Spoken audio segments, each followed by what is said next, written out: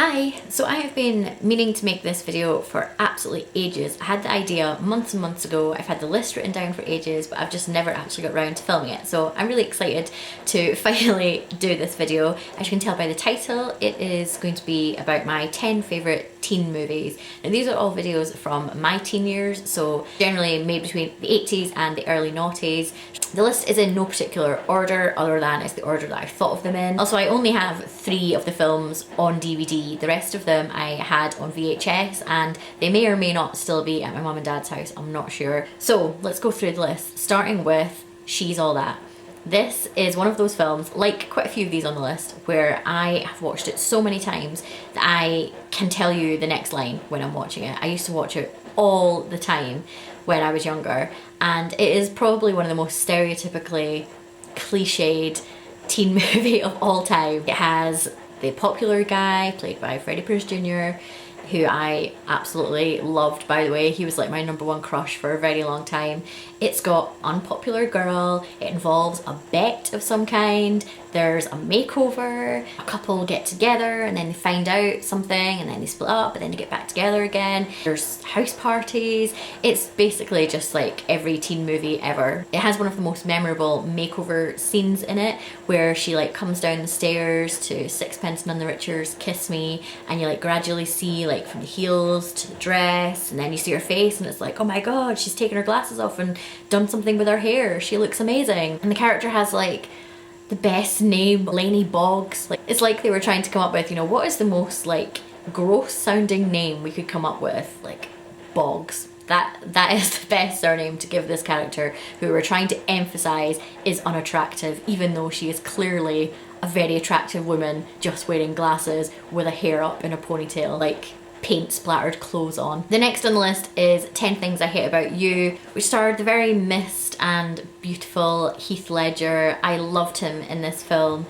So there's 2 sisters, they have a very strict dad. He won't let the youngest one date unless the older one is dating. The older one, played by Julia Stiles, is like this arty, feminist, interested in dating at all, and her younger sister is like the typical pretty teen girl who wants to go to parties, wants to meet boys, and she's after Joseph Gordon-Levitt. This was the first film I'd seen him in, by the way. That's where my love affair with JGL began. So JGL pays Heath Ledger to take out Kat so that he can date the younger sister, and as you would expect, he starts off just doing this for the money, then he falls in love with her, then she finds out that he got paid to do it, they split up, eventually they get back together.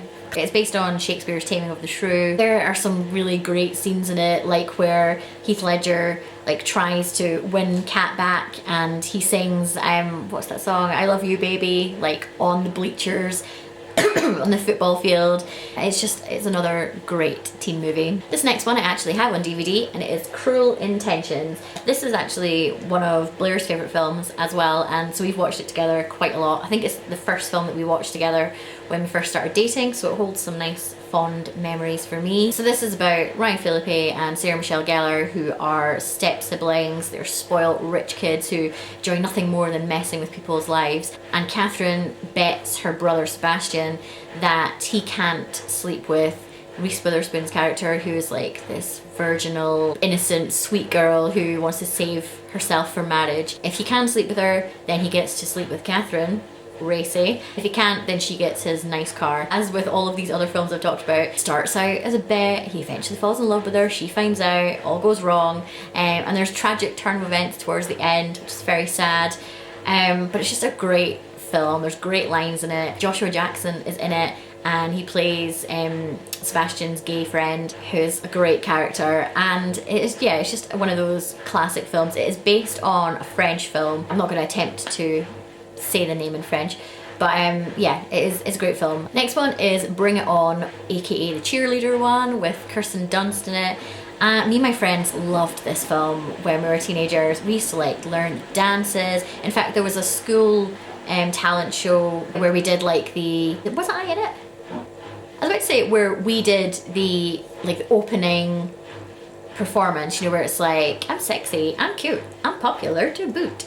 but I don't know if I actually was in it or if just some of my friends did it. I can't remember. Anyway, it's a great film. It's about cheerleading. There's a love story. I can't even really remember what the love story is. I think it's someone's brother and Kirsten Dunst. But yeah, it's got great songs in it. Made me want to be a cheerleader. I never pursued it after that. But yeah, it is just a great film. I haven't watched it in a very long time and I really wish it was on Netflix or something. I think they've got Bring It On too, but no one wants to watch that crap. The next one is The Breakfast Club. So this is the oldest film in the list. It's from the 80s and it is, I mean, it says in the front, the definitive 80s teen movie, and that is exactly what it is. It is like the blueprint for any teen movie made after this. It's got 5 teenagers who have to do detention on a Saturday, and they're all like from different walks of life. You've got like the jock, you've got like the rich girl, you've got like the kind of outcast girl, the outcast guy, and like the geeky guy, but they're all like so much more than that. And it's just, yeah, in fact on the back, I'll just read the back line because that explains exactly what I was trying to say there. To the outside world, they were simply the jock, the brain, the criminal, the princess, and the cook. But to each other, they would always be the Breakfast Club. It's just such a good film. It's really funny. It's really like poignant. They all have different issues, and even though they're completely different people, they kind of bond and understand that there's all these similarities in things they're going through. You know, being a teenager is quite difficult. There's all these changes happening to you, and it's very like emotional time, and I think this is like a really good example of different people dealing with things in different ways. And yeah, it's just a lovely film. I also really like St. Elmo's Fire, which has a lot of these actors in it as well, but it didn't make my 10 list because it was hard to narrow it down to 10. So from the oldest film on the list to the most recent, it is Mean Girls. Like Cruel Intentions, regardless of this being a teen movie, it is just one of my favourite films of all time. It's probably the most quotable teen movie that there's ever been. Like, on a regular basis, I still use lines from this. In fact, I've got a blog series called You Go Glen Coco, where I pick out like blogs, posts that I've enjoyed recently. It's just great. It is Lindsay Lohan at her absolute best. I feel really sad when I watch this film and I kind of see how different she is now, and I don't feel like it's her fault. I feel like it's, you know, getting really famous at a young age and having like the wrong kind of people around you. And if there's no one pushing you in the right direction, then you can take the wrong path, and unfortunately that's what she's done. Although I think she is kind of getting her life back together now. Anyway, the film is great. Lindsay Lohan is the new girl that comes to the school and is trying to like navigate her way around all these different groups, and ends up getting herself into the group of mean girls and becomes the mean girl. Such a good classic teen movie. Next is another of my probably most watched films ever, and that is Never Been Kissed. I had this on VHS at home, and along with She's All That, it's one that I just watched all the time, and I could probably reel off lines without even seeing the film now. I just know it so well. It stars Drew Barrymore, who is just so adorable in this film. She plays a journalist who's sent back to high school to try and do like an undercover piece about like life as a teen at high school these days. And it's just hilarious seeing her like trying to fit in. Things have changed a lot since she was at school, and yeah, there's like just lots of moments where she'll like say things that are just like really uncool, and it's just so funny. And she falls in love with her English teacher, and you know, he can tell he has feelings for her, but then he's completely conflicted because to him she is just a pupil and doesn't realise that actually she's almost his age. And then obviously everything gets found out. They find out she's undercover. All the new friends she's made feel completely betrayed. And so does the teacher that she's fallen in love with, but obviously they get together at the end, and it is just a great film. I love it. It's got some other really good supporting characters in it. Molly Shannon plays her friend, who is also a journalist, and she's really funny in it as well. And yeah, it's just such a really lovely, like, heartwarming film, as well as being really funny. Next is probably one of your most classic 90s teen movies. If someone says to you, name a 90s teen movie, they'll probably say Clueless. So I love this. I love the film. I love the TV show that they did of it. It is just great. Again, it's very quotable. It is based on, I think it's Emma. And yeah, Alicia Silverstone plays Cher, really rich girl. she's got like this amazing walk-in wardrobe where it's got like a computerized system that will like put outfits together for you, and that was like the ultimate dream when I was a teenager. I was like, I want to have one of those. That would be amazing. It's also got Brittany Murphy in it, who is kind of like Cher kind of takes under her wing. And it's got Paul Rudd as well. Paul Rudd is like her stepbrother who she kind of falls in love with. And at the time I was like so in love with Paul Rudd, and I still love him now. Just a great classic teen movie. The next one is, I think it was out in the 90s, but it was set in like the 60s, and that is Now and Then. I remember going to see this at the cinema with my friend. I distinctly remember it because her mum was quite conservative and she was a bit unsure about taking us to see the film, because I think it was like, I feel like it was either a 12 or it was a PG, but there was a kind of warning somewhere that, you know, that there was some scenes that might be unsuitable for children or something like that.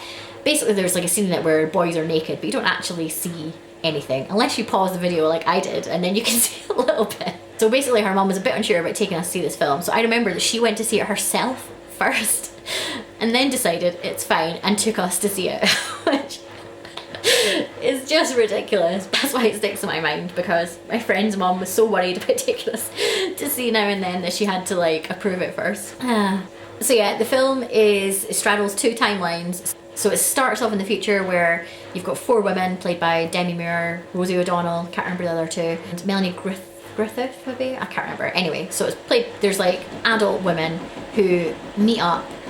Why did they meet up again? I can't remember why they meet up, but they meet up for some reason. They start talking about like memories of the past, and then it goes back to when they were like young in the summer in the 60s, and yeah, it's great. It's got amazing music in it, like the soundtrack is fantastic. Again, you know, there are four very individual characters. They've all got different things going on in their life. One of them, their parents are going through a divorce. Like Christina Ricci plays one of them, and remember that she is like a bit of a tomboy, but she's growing boobs and she really hates it. So like every day she like tapes her boobs down, and she ends up getting like a boyfriend in the film. It's just a really great film. And again, one that I watched a lot when I was younger, and it's one that I don't hear people talk about very much. I remember for a while it felt like it was just this mystery film that like no one else had heard of, and I'd be like, does anyone remember Now and Then? And I'd be like, no, never heard of this film. But in recent years I've heard a couple of people mentioning it. I don't think it was like some cult movie that only me and select few other people had seen. It's not one of the like most well-known films out there, but I definitely recommend trying to find it. And then last one on the list is one that I don't think many people know about, and it's called Get Over It. And it's another one that's kind of got a Shakespeare angle to it. So the teenagers are putting on Midsummer Night's Dream at school, like in their drama group. It has Colin Hanks, Tom Hanks's son. It has Kirsten Dunst. It's got Cisco in it. I think he plays like the fairy in Midsummer Night's Dream. And I can't remember the name of the guy who's like the male lead. I think there was like a lot of bits where it was like dream sequences or like fantasy sequences, and there's a lot of music through it as well. The way they told the story was a bit different to other films that were out there at the time. Like I really liked the main actor, whose name was, and he kind of actually reminded me of this guy at school that I really fancied. So I think that probably that is why I really liked the film, because I was like, it feels like this is my guy. Therefore I'm Kirsten Dunst, and we are going to fall in love. Probably most of you will not have seen it before, but again, if it ever comes on Netflix, it'd be one to watch. So there we go, that is a list of my 10 favourite teen movies. Right, my camera stopped recording and I was sitting reeling off the films that didn't make the top 10 list. I'm going to say them all again just in case it didn't catch it. There was a Freaky Friday, the one with Lindsay Lohan and Jamie Lee Curtis, and along similar lines, It's a Boy Girl Thing and 13 Going on 30. All three of them are body swap comedies. There's something I just love about a body swap comedy. There's American Pie and American Pie 2, love both of them. There's Road Trip and also Euro Trip. There's It's Not Another Teen Movie, which was like the parody of teen movies. Can't Hardly Wait, which is one of the earlier teen movies. I think that was like from early 90s. It's got Jennifer Love Hewitt in it. Yeah, basically lots of films could have made the list. I love a teen movie. I'm not embarrassed to say that. I would quite happily watch any of those films any day of the week. Love them all. So before the camera dies again, thank you very much for watching. I do want to do more like movie, TV type videos this year, so look out for more of them coming soon. Please subscribe if you aren't already, and thank you very much for watching. I'm trying to talk so fast in case the battery dies. Yeah, thank you for watching. See you next time. Bye.